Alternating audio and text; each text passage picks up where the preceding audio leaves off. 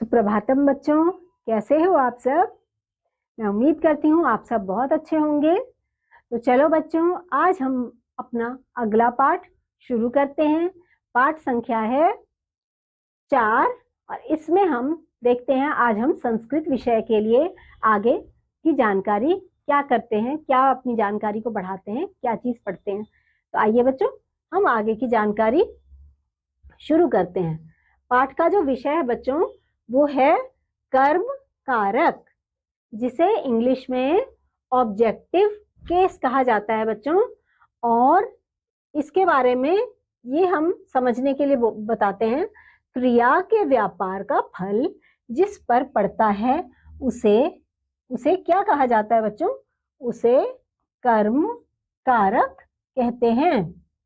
कर्म कारक का चिन्ह जो है, कर्म कारक का जो चिन्ह है ना बच्चों, वो को है। को कभी कभी इस चिन्ह का लोप भी हो जाता है, जैसे आदित्य।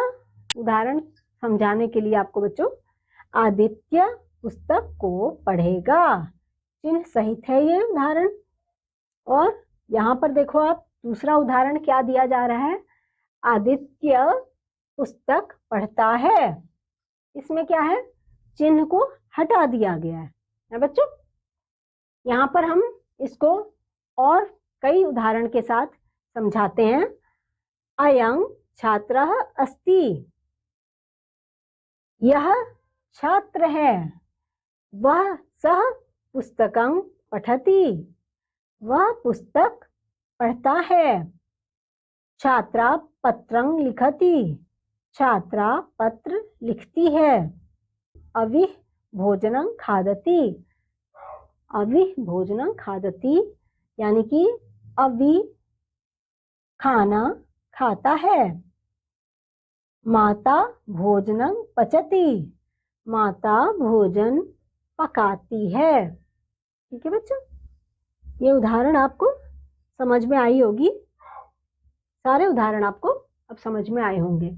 कुछ और उदाहरण देखते हैं बच्चों। एषः कृषकः अस्ति, यह एक किसान है, यह किसान है। सः क्षेत्रं कर्षति, वह खेत जोतता है। सः बीजानि वपति, सः बीजानि वपति। इसका मतलब है वह बीज बोता है, वह खेतों में बीज बोता है।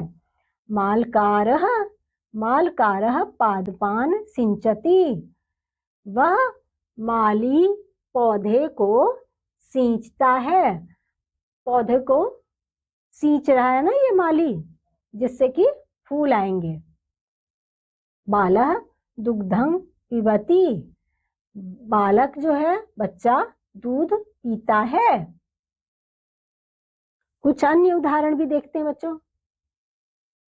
एष कुंभकारः अस्ति, एषः कुंभकारः अस्ति, यह कुम्हार है।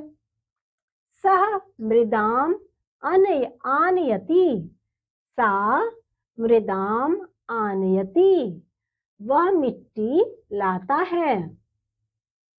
कुंभकारः पात्राणि निर्मापयति, कुम्हार बर्तन बनाता है। आपने देखा है, जो घड़े बनाता है, दिए बनाता है, और भी कई सारे मिट्टी के बर्तन बनाते हैं, उन्हें हम क्या कहते हैं?